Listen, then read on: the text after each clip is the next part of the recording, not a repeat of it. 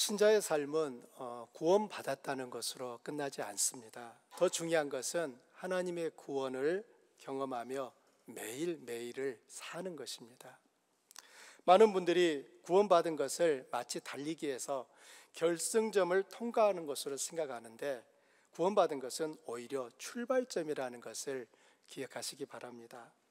하나님이 죄인에게 구원을 베푸신 것은 이제부터 하나님의 자녀로 살라는 뜻이지, 이제 너 내 자녀가 되었으니까 천국으로 가자라고 하는 의미가 아닙니다. 구원받은 것을 결승점으로 생각하면 구원받은 이후에 신자는 더 이상 할 일이 없다고 생각할 수 있지만, 출발점인 것을 안다면 앞으로 해야 할 일이 무궁무진 펼쳐져 있다는 것을 보게 될 것입니다. 바울은 한때 예수님을 박해하고 믿는 자들을 핍박하고 죽이는 일에 앞장을 섰습니다. 그것이 하나님을 사랑하고 섬기는 일이라고 생각했기 때문입니다. 그런데 예수님을 만난 후에 비로소 모든 것을 알게 되었습니다. 자신이 박해하던 예수님이 바로 하나님이 보내시기로 약속한 메시아이고, 예수님을 사랑하고 그분을 섬기는 것이 곧 하나님을 사랑하고 그분의 뜻에 순종하는 것임을 알게 되자 바울은 이전과는 전혀 다른 삶을 살게 되었습니다. 어디를 가든지 무슨 일을 하든지 예수 그리스도를 자랑하는 삶을 삽니다. 오늘 우리가 읽은 말씀 중 14절에서 그는 내게는 우리 주 예수 그리스도의 십자가 외에 결코 자랑할 것이 없다고 말합니다. 바울 당시 유대인들은 육체를 따라 자랑할 것이 많은 사람들이었습니다. 그들의 조상이 아브라함이라고 하는 것은 단연 최고의 자랑거리였고요, 또 태어날 때 할례를 받은 것은 그들이 하나님의 백성이라고 하는 표시로 인식되었습니다. 그들은 모세의 율법을 철저히 지킨다고 자랑했습니다. 그토록 안식일과 조상들의 전통을 지키는데 열심을 낸 것은 그것이 하나님을 사랑하는 것이라 생각했기 때문이죠. 그러나 바울의 자랑은 그들과 달랐습니다. 바울의 자랑은 오직 예수 그리스도의 십자가입니다. 똑같은 시대를 똑같은 나라에서 똑같은 음식을 먹으며 살고 있으면서도 바울의 자랑은 다른 이들과 달랐습니다. 사실 바울은 육체적으로 보면 자랑할 것이 참 많은 사람이었습니다. 그는 율법을 따라 태어난 지 8일 만에 할례를 받았습니다. 그는 아브라함의 자손이요 이스라엘의 초대 왕을 배출한 베냐민 지파 출신이었습니다.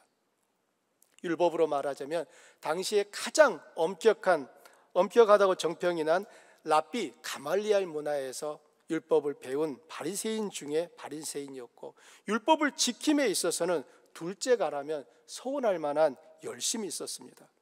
그가 예루살렘에서 교회를 박해하고 스데반 집사를 죽이도록 사람들을 선동하고 저 멀리 다메섹까지 예수 믿는 자들을 잡으러 간 것은 모두 다 율법을 지키는 열심 때문에 했던 일입니다. 또한 당시의 모든 식민지 백성들이 그토록 바라던 로마 시민권을 가지고 있었습니다.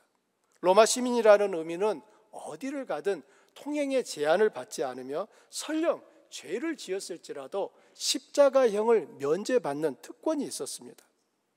그럼에도 불구하고 바울은 내게는 우리 주 예수 그리스도의 십자가 외에 결코 자랑할 것이 없다고 말합니다.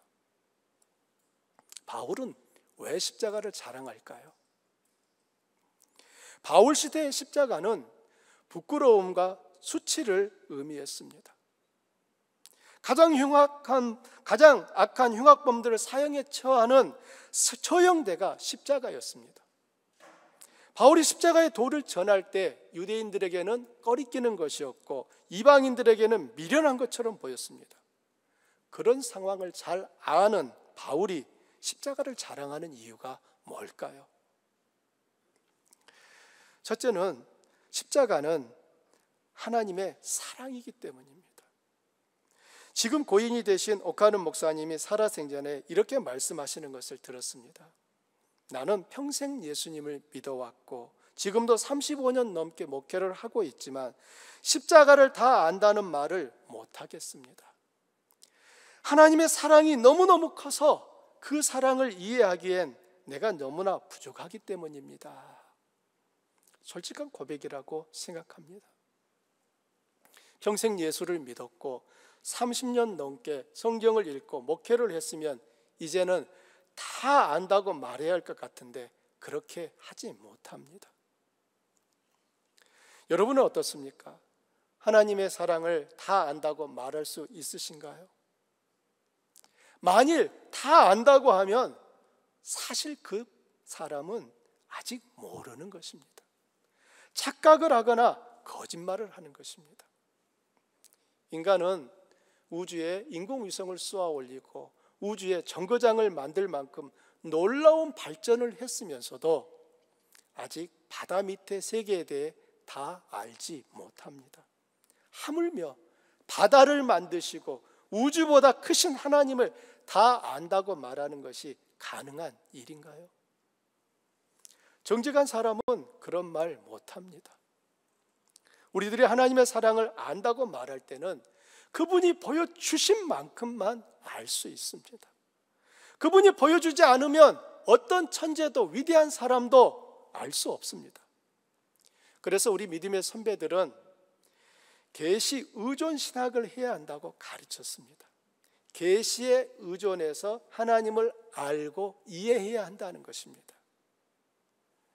계시가 무엇입니까? 감추어진 것을 드러내 보여준 것이죠. 성경은 하나님의 계시를 기록한 책입니다. 하나님이 그분의 뜻을 우리들이 알도록 선지자와 사도들을 통하여 전해주신 것이 성경인데, 성경은 하나님의 사랑을 노래하고 있으며 그 중심은 언제나 예수 그리스도십니다.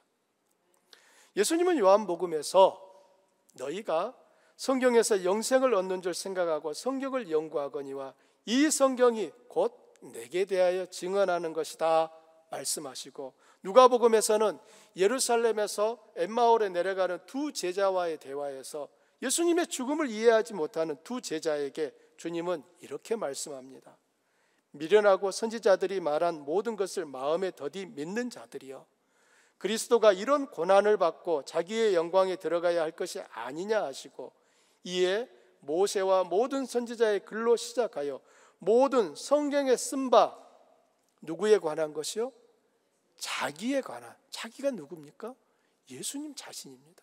자기에 관한 것을 자세히 설명하시니라. 성경의 주된 내용은 하나님의 사랑인데 그 사랑이 어떻게 나타났느냐 하면 예수 그리스도가 고난을 받고 십자가에 달려 죽으시고 다시 살아난 것으로 묘사됩니다. 그리스도의 고난과 죽음은 그분이 지은 죄 때문이 아니라 범죄한 인류를 구원하여 영생을 누리게 하기 위한 하나님의 계획입니다. 그러므로 그리스도의 십자가는 구약에서부터 신약까지 모든 성경에 나옵니다. 때로는 숨은 그림처럼 흐릿하게 감춰져 있지만 시간이 지날수록 점점 분명하고 선명하게 드러납니다. 우리 주님은 십자가 위에서 숨을 거두기시 전 하늘 아버지께 이렇게 외치셨습니다. 엘리 엘리 라마 사박다니, 나의 하나님 나의 하나님 어찌하여 나를 버리셨나이까. 예수님은 아버지께 버림을 받았습니다. 하나님은 왜 그 아들을 버리셔야만 했습니까? 아버지가 아들을 버리는 일이 보통으로 일어날 수 있는 일인가요? 자식이 아프면 부모는 뜬 눈으로 그 밤을 지새웁니다. 오랜 전쟁으로 먹을 양식이 다 떨어지고 그나마 있는 양식마저도 다 빼앗겨 굶어 죽게 된 어느 어머니가 배고파 울어대는 아이들을 위해 자신의 허벅지 살을 도려내어 먹였다는 글을 읽은 적이 있습니다. 이 땅의 부모들도 그러한데 하물며 하늘 아버지의 마음은 어떠했을까요? 의로운 자를 살리기 위해서도 아니고 선한 자를 살리기 위해서도 아니며 하나님을 반역하고 떠난 죄인을 살리기 위해 자기 아들까지 아끼지 아니하시고 내어주신 하나님 내어주신 그 일을 하나님의 사랑 외에 무엇으로 설명할 수 있겠습니까? 하나님의 사랑은 캄캄한 밤하늘에 총총이 박힌 별빛처럼 선명하게 보이건만 우리 마음은 의심과 불평과 원망으로 왜 그리 요동치는지 모르겠습니다. 스펄전 목사님이 마음에 대한 묘사한 글이 생각납니다. 마음은 매우 미끄럽습니다. 그렇습니다. 마음은 모든 복음의 낚시꾼들이 잡기에 괴로움을 주는 고기입니다. 뱀장어처럼 미끈둥거려 당신의 손가락 사이를 미끄러져 나갑니다. 내 안에 있지만 내 마음, 내 육체 안에 있는 그 마음이 잡힙니까? 안 잡힙니다. 이렇듯 마음을 지키는 것이 쉬운 일이 아니에요. 그럼 어떻게 해야 흔들리는 마음을 지킬 수 있고 원수까지도 사랑할 수 있을까요? 주님의 십자가를 바라보아야 합니다. 정답은 주님의 십자가에 있습니다. 주님의 십자가를 바라볼 때 우리는 불가능이 가능으로 바뀌어지는 것을 경험합니다. 하루 10분만이라도 주님의 십자가를 묵상해야 합니다. 성경 그냥 읽으시고 거 말고 읽으신 그 말씀들을 토대로 곰곰이 묵상하시는 겁니다. 특별히 예수님의 죽으심에 대한 그 말씀들을 곰곰이 묵상하는 것이 주님의 십자가를 바라보는 것입니다. 이사야 선지자는 그가 찔림은 우리의 허물 때문이요 그가 상함을 입은 것은 우리의 죄악 때문이라. 그가 징계를 받음으로 우리는 평화를 누리고 그가 채찍에 맞음으로 우리는 나음을 받았도다고 말합니다. 또 갈라디아서 3장 13절에서는 그리스도께서 우리를 위하여 저주를 받은 바 되사 율법의 저주에서 우리를 속량하셨으니 기록된 바 나무 위에 달린 자마다 저주 아래 있는 자라 하였습니다. 그리스도의 십자가는 하나님의 사랑의 증표입니다. 그리스도의 십자가를 바라볼 때 우리는 하나님의 사랑을 발견합니다. 주님의 십자가를 묵상할 때 우리 마음은 잃어버린 본향을 다시 찾게 됩니다. 그러므로 십자가를 바라보십시오. 10분만이라도 마음을 주님의 십자가 아래로 가져가십시오. 그리고 십자가를 통해 말씀하시는 하나님 아버지의 사랑하는 목소리를 들으시기 바랍니다. 아무개야, 내가 너를 사랑한다. 십자가를 바라볼 때 하나님의 그 사랑의 목소리가 들려집니다. 바울이 십자가를 자랑하는 두 번째 이유는 그리스도의 십자가는 하나님의 능력이기 때문입니다. 사도 바울은 믿음의 아들 디모데에게 전에는 자신이 비방자요, 박해자요, 폭행자였다고 말합니다. 그가 생각하기에 자기는 죄인의 괴수였습니다. 그러나 그리스도의 보혈로 깨끗이 씻음을 받았습니다. 그뿐 아닙니다. 사도의 직분까지 받게 되었고 누구보다 진실되게 주를 위한 삶을 살았습니다. 로마에서 그의 목이 잘리는 순간까지 예수 그리스도만을 자랑했습니다. 우리가 바울을 보며 기억할 것은 이렇게 예수 그리스도의 십자가는 온갖 더러운 죄를 씻어버리고 깨끗한 사람을 만드는 하나님의 능력이라는 것입니다. 사도 바울뿐이 아닙니다. 7 귀신이 들린 막달라 마리아도 이 십자가로 말미암아 깨끗한 하나님의 딸이 되었습니다. 부정부패의 상징이던 세리 삭개오도 이 십자가로 말미암아 깨끗한 공무원이 되었습니다. 심지어 예수님과 함께 십자가에 달렸던 살인 강도까지도 주님의 십자가의 보혈로 죄 씻음을 받아 낙원에 들어갈 수 있었습니다. 십자가는 이렇게 개인적으로도 변화시키는 능력이 되었고 또한 역사적으로도 사회혁신의 도덕적 능력이 된 것입니다. 그리스도의 십자가 복음이 한국에 들어온 초기에 한국 교회의 지위와 사회적 위상과 역할이 어땠는지를 보여주는 신문기사 한 토막을 아이굿뉴스 신문에서 보았습니다. 여러분에게 소개합니다. 쓰여진 이 표현들이 구한말에 쓰인 우리말 표기라 지금의 표현과 조금 차이가 있습니다. 이번에 새로 난 북도 군수 중에 유세력한 양반 한 분이 말하되 예수교 있는 고을에 갈 수 없이니 영남 고을로 옮겨 달란다니 어찌하여 예수교 있는 고을에 갈 수 없느냐. 우리 교는 하나님을 공경하고 사람을 사랑하는 도라. 교를 참 믿는 사람은 어찌 추호나 그런 일을 행하며 관장의 영을 거역하리요.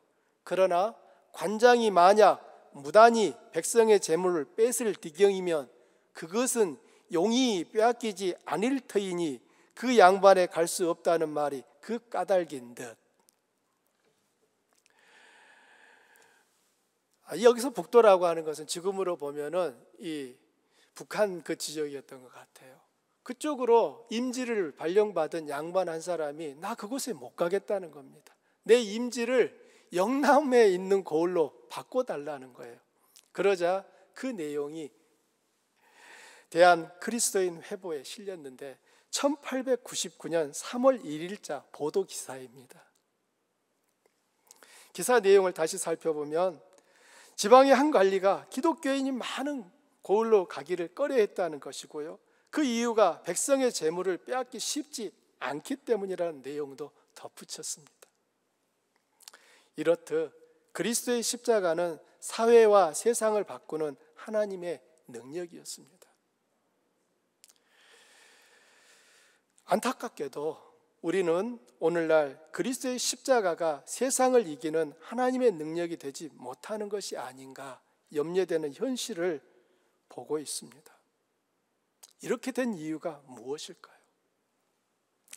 신자들이 그리스도의 십자가의 가르침과 본을 따라 살지 않기 때문이라 생각합니다. 그리스도의 십자가는 주일날 예배당에서만 나타나고 예배당을 벗어나면 주중에는 그리스도의 십자가와 무관한 삶을 살기 때문입니다. 마치 그리스도의 십자가가 사라진 것 같습니다. 그러나 십자가의 도는 그때나 지금이나 변함이 없습니다. 십자가의 능력은 바뀌지 않았습니다. 고린도전서 1장 18절은 이렇게 말합니다. 여러분 함께 읽어보실까요? 십자가의 도가 멸망하는 자들에게는 미련한 것이요 구원을 받는 우리에게는 하나님의 능력이라. 예수님은 예루살렘 성전에서 비둘기와 짐승들을 팔고 돈을 바꿔주며 장사하는 사람들의 상을 뒤집어 엎으시며 그들을 성전에서 내쫓았습니다. 너희는 내 아버지의 집을 강도의 소굴로 만든다고 분노하셨습니다. 예수님이 지금 다시 세상에 오셔서 주일날 예배당에 오신다면 2000년 그때처럼 상을 뒤집어 엎으시며 책망하시고 분노하실 교회와 신자가 결코 적지 않을 거라 생각됩니다. 어느 순간부터 교회와 신자들은 그리스도의 십자가를 팔아 장사를 합니다. 십자가의 도는 어느 순간부터 신자의 삶의 언저리에서 사라지고 말았습니다. 주님 오실 때가 점점 더 가까워졌다는 징조일 것입니다. 오늘날도 그리스도의 십자가의 도는 그가 멸망하는 자인지 구원받은 하나님의 자녀인지를 뚜렷이 보여주는 표식이 되었습니다. 멸망하는 자들에게 그리스도의 십자가는 미련하게 보일 것이고 십자가의 가르침은 내팽개침을 당할 것이지만 구원받는 자들에게는 견고한 하나님의 능력이 됩니다. 그때나 지금이나 바뀐 것은 아무것도 없습니다. 사랑하는 주안의 형제들이여, 당신의 손가락을 내미십시오. 주님의 보배로운 피로 흥건히 젖은 십자가를 만져보십시오. 그리고 당신의 더러운 죄가 깨끗이 씻겨졌음을 믿으십시오. 사랑하는 여러분, 만일 그리스도의 십자가가 하나님의 능력으로 믿어지지 않는다면 당신의 손가락을 내미십시오. 당신 안에 믿음과 소망의 불이 다시 켜질 때까지 주님의 십자가를 만져보십시오. 그 자리를 쉬 떠나지 마십시오. 주님의 십자가 앞에 서서 그 십자가를 만져보며 다시 한번 잃어버린 그 믿음을 회복하실 수 있기를 축원합니다. 바울이 십자가를 자랑하는 세 번째 이유는 그리스도의 십자가는 소망의 근원이기 때문입니다. 바울은 주님의 십자가를 통해 소망을 갖게 되었습니다. 이전에 바울은 자랑할 것이 많은 사람이었지만 주님을 만난 후에 더 이상 그것들이 자랑할 만한 혹은 소망할 만한 것이 못 된다는 것을 분명히 알게 되었습니다. 그래서 내게는 우리 주 예수 그리스도의 십자가 외에 결코 자랑할 것이 없으니 그리스도로 말미암아 세상이 나를 대하여 십자가에 못 박히고 내가 또한 세상에 대하여 그러하니라고 말합니다. 이 말씀을 세번역 성경은 이렇게 번역해 놓았습니다. 여러분 함께 읽어보실까요? 내게는 우리 주 예수 그리스도의 십자가 밖에는 자랑할 것이 아무것도 없습니다. 그리스도로 말미암아 내 쪽에서 보면 세상이 죽었고 세상 쪽에서 보면 내가 죽었습니다. 제가 이해하기에 이 말의 뜻은 그리스도로 인하여 바울 쪽에서 보면 세상은 죽은 것입니다. 세상이 어떤 것에도 바울은 관심과 애착이 없습니다. 바울에게 세상은 죽은 것이기 때문입니다. 그래서 더 이상 세상을 소망으로 삼지 않습니다. 같은 이유로 세상 쪽에서 보면 바울은 죽은 자입니다. 죽은 자는 움직이지 않습니다. 반응하지 않습니다. 세상은 어떤 유혹과 화려한 것으로도 바울의 마음을 사로잡지 못합니다. 바울이 죽었기 때문입니다. 여러분 우리 자신이 예수 그리스도와 함께 십자가에서 죽은 자라고 하는 사실을 믿으십니까? 갈라디아서 2장 20절에서 바울은 말하죠. 내가 그리스도와 함께 십자가에 못 박혔나니 그런즉 이제는 내가 산 것이 아니요 오직 내 안에 그리스도께서 사신 것이라 라고 말합니다. 나는 그리스도가 십자가에 못 박힐 때 죽은 자입니다. 주님만 십자가에 못 박힌 것이 아니라 주님과 함께 나도 십자가에 못 박힌 죽은 자가 되었습니다. 그런데 세상에 내 마음이 끌린다면 여러분 나는 죽은 자입니까? 죽은 척 하는 자입니까? 세상이 내 마음을 사로잡고 세상이 어떤 것 때문에 내 마음이 끌려다닌다면 나는 결코 죽은 자일 수가 없는 것입니다. 혹여나 그런 마음이 드실 때마다 거울을 보시며 선포하셔야 돼요. 나는 죽었다. 나는 죽었다. 나는 주님과 함께 십자가에서 죽었다 라고 자신에게 선언하셔야 됩니다. 만일 내 마음이 세상을 향하여서 꿈틀꿈틀 움직이고 있는데도 나의 죽음 자체를 선언하고 인정하지 않으신다면 우리는 잠시 후에 세상이 원하는 그 자리에 서 있는 우리 자신을 발견하게 될 것입니다. 그러면 바울을 사로잡고 있는 것이 무엇이란 말입니까? 주 예수 그리스도의 십자가입니다.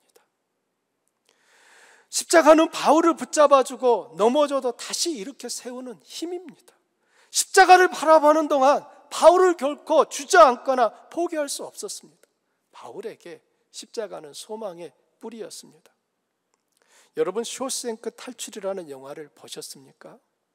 1994년에 나온 영화인데요. 영화의 원 제목은 쇼생크 리뎀션입니다. 문자적으로 해석하면 쇼생크 구원입니다.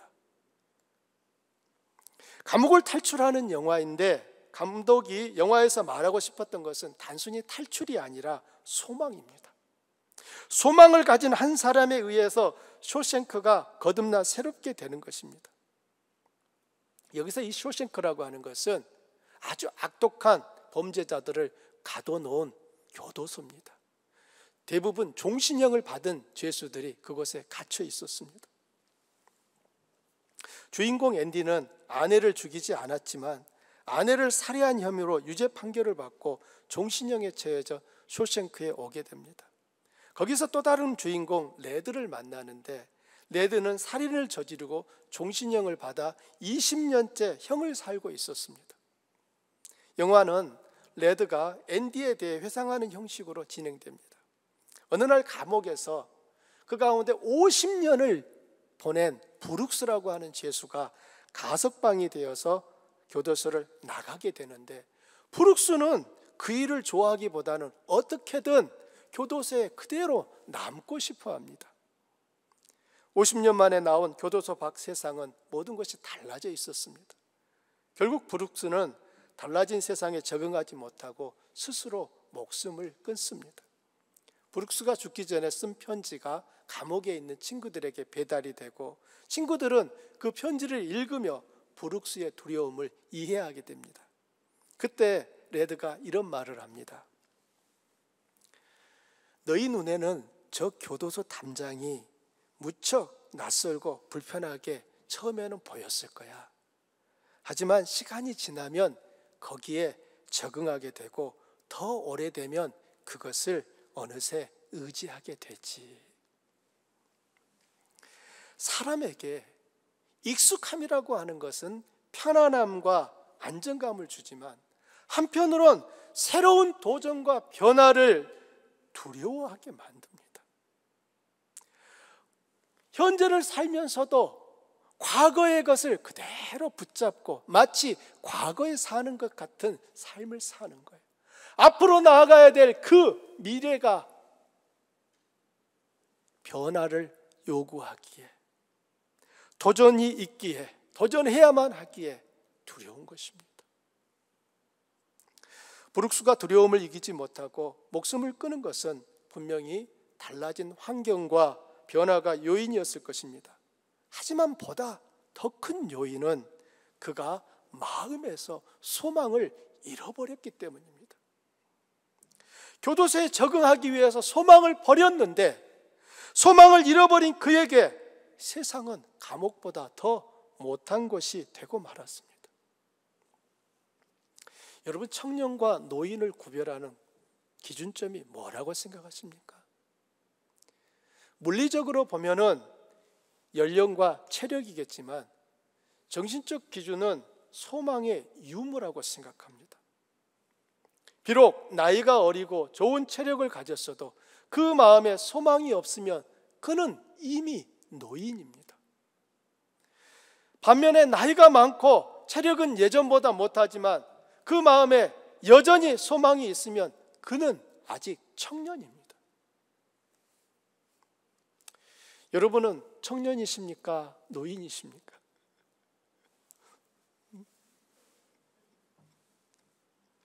어느 날 앤디가 교도관의 사무실 문을 걸어 잠그고 LP판을 전축 위에 올려놓고 모든 제소자들이 들을 수 있도록 안내방송 마이크를 다 켜버립니다.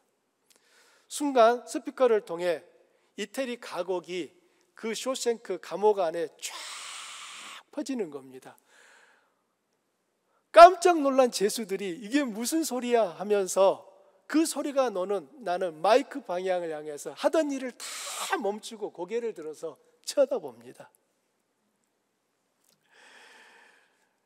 레드는 그때를 회상하며 비록 그 노래의 가사는 하나도 이해할 수 없었지만 그 순간만큼은 쇼생크에 갇힌 죄수가 아니라 자유인이라는 느낌을 받았다고 회상을 합니다. 고백을 하죠.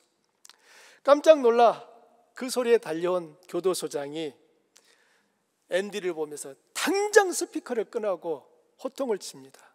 그래도 앤디는 많이 교도소장을 바라보면서 오히려 스피커의 볼륨을 더 올려줍니다. 그러자 잠시 후에 그 뒤에 교도소장 뒤에 있던 교도관이 몽둥이를 흔들어 보이면서 앤디 꺼라고 말을 해요. 앤디는 그 순간에도 문을 열지도 않고 스피커를 끄지도 않습니다. 의자에 기대 눈을 감고 그 음악을 감상합니다. 저는 그 장면이 참 인상적이었습니다. 교도소장으로 상징되는 권력의 힘 앞에서도, 교도관으로 상징되는 폭력 앞에서도 앤디가 두려움에 굴복하지 않을 수 있었던 이유는 자유인만이 가질 수 있는 소망 때문이었습니다. 여러분, 소망은 결코 종은 가질 수 있는 그런 성질의 것이 아니에요. 종은 소망이 필요가 없는 사람이에요. 종은 주인이 시키는 것만 하면 되는 사람이에요. 그러나 자유인은 달라요. 자유인은 그 마음에 소망을 가지고 그 소망을 따라 자기의 인생을 일구어 가는 사람들인 것입니다. 비록 앤디는 감옥 안에 있는 죄수로 있었지만 그는 여전히 자유인이었습니다. 그의 마음에는 소망이 결코 꺾이지 않았던 것입니다. 잠시 후 앤디는 끌려가서 2주간 독방에 감금되었다가 풀려납니다. 앤디는 친구들에게 그 후에 이렇게 말합니다. 음악은 내 머리에, 내 마음에 여전히 남아있어. 아무도 그것을 내게서 빼앗을 수 없어 라고 말합니다. 레드는 그 말을 들으며 Hope is dangerous, 소망은 위험한 거야 라고 충고를 해요. 그리고 앤디는 20년 만에 감옥을 탈출하고 몇 개월 뒤 레드도 40년을 복역한 후에 가석방되어서 나갑니다. 스스로 목숨을 끊었던 브룩스가 묵었던 그 여관에 짐을 풀고 정부가 마련해준 그로서리 가게에서 사회 적응 훈련을 합니다. 모든 것이 낯설고 불편합니다.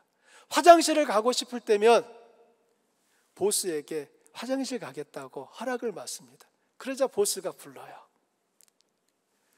너 화장실 갈 때는 나한테 말할 필요 없어. 그냥 가면 돼. 하지만 40년 동안 화장실을 가려면 허락을 받는 것이 몸에 배어 있었던 레드에게는 너무나 낯설고 이상한 것입니다. 잠시 후 레드는 총기를 파는 가게 앞을 서성거립니다. 카메라가 총기 여러 종류를 차례차례 보여줍니다. 그리고 마지막에 나침판을 클로즈업 해주는 거예요. 총은 만일 레드가 총을 구입했다면 그날 밤에 레드는 생을 마감했을 것입니다. 그런데 레드는 나침판을 구입했습니다. 얼마 뒤 레드는 앤디가 남긴 편지를 읽습니다. 레드, 기억해. 소망은 좋은 거야. 틀림없이 가장 좋은 거야. 소망은 영원히 죽지 않아. 영화는 두 사람이 멕시코의 어느 해변에서 그 뒤로 푸르게 펼쳐진 태평양을 비추면서 두 사람이 완전한 자유인으로 만나 서로를 부둥켜 안는 것을 보여주면서 끝이 납니다. 바울의 마음은 언제나 소망으로 가득 차 있었습니다. 그 소망 때문에 매를 맞고 감옥에 갇혔을 때도 찬양하며 기도할 수 있었습니다. 복음을 전한 것 때문에 억울하게 박해를 받아도 그 일을 중단하지 않고 끝까지 할 수 있었던 것은 소망 때문이었습니다. 이전에 누렸던 명예와 권력과 편함을 다 잃었어도 뒤를 돌아보지 않고 앞을 향해 나아갈 수 있었던 것은 누구도 빼앗을 수 없는 소망 때문이었습니다. 바울의 소망의 뿌리는 언제나 그리스도의 십자가입니다. 그리스도의 십자가는 고난과 죽음을 의미하지만 그것으로 끝나지 않았습니다. 그리스도는 다시 살아나 산 자와 죽은 자의 주가 되셨습니다. 그리스도가 부활하셨기에 십자가는 언제나 소망의 원천이 됩니다. 믿으시면 아멘. 그리스도는 다시 하늘로 올라가시며 이 세상에 다시 오실 약속을 남기셨습니다.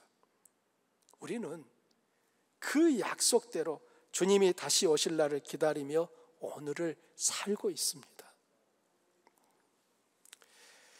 사랑하는 여러분, 그러나 내게는 우리 주 예수 그리스도의 십자가 외에 결코 자랑할 것이 없으니 라고 외치는 바울의 목소리가 들리십니까? 바울은 그리스도의 십자가를 통해 하나님의 사랑을 알게 되었습니다. 그리스도의 십자가를 통해 하나님의 능력을 경험했습니다. 그리스도의 십자가를 통해 영원한 소망을 가질 수 있었습니다. 우리는 어떠합니까? 우리는 어떤 눈으로 십자가를 바라봅니까? 우리는 무엇을 자랑합니까? 17세기에 네덜란드에 렘브란트라는 화가가 있었는데 28세 때 십자가에서 내려지는 예수라는 그림을 그렸습니다. 바로 이 그림입니다. 그림을 자세히 보면 이 그림 속 어디에 렘브란트 자신의 얼굴도 있습니다. 그림에서 요한을 제외한 나머지 사도들이 보이지 않아요. 이유는 뭘까요? 모두 다 도망쳤기 때문입니다. 사실 예수님의 시체를 수습한 사람들은 12제자들이 아니었습니다. 그동안 주목받지 못했던 숨은 제자들이었습니다. 성경에는 아리마대 사람 요셉과 니고데모와 몇 명의 여인들이 시체를 수습하여 장례를 지냈다고 합니다. 예수님의 몸을 끌어안고 있는 사람이 니고데모입니다. 그는 유대인의 공회원으로 명망받는 사람이었는데 그동안 예수님의 제자라는 것을 숨기고 있었어요. 그런데 예수님의 죽음을 보며 마침내 그가 예수님의 제자라는 것을 드러냅니다. 당시에 예수님에 대한 적대적인 분위기를 생각하면 이 일로 인해 니고데모는 자기가 가진 모든 것을 잃을 수도 있었습니다.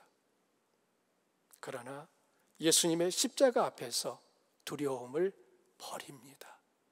예수님의 십자가 앞에서 그가 가지고 있었던 모든 명예와 권력도 내려놓습니다. 이 그림에서 창백한 얼굴로 정신을 잃고 쓰러진 여인이 뒤쪽에 보입니다. 예수님의 어머니 마리아입니다. 그녀는 아들의 죽음을 보며 큰 슬픔으로 아무것도 도울 수 없는 자신의 연약함 앞에 깊은 절망과 낙심을 한 것처럼 보입니다. 그럼 여기서 렘브란트는 누구일 것 같습니까?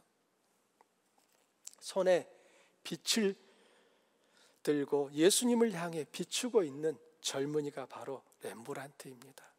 다른 이 그림을 보시게 되면은 다른 부분은 다 어둡습니다. 그러나 예수님이 있는 쪽만 밝게 보여요.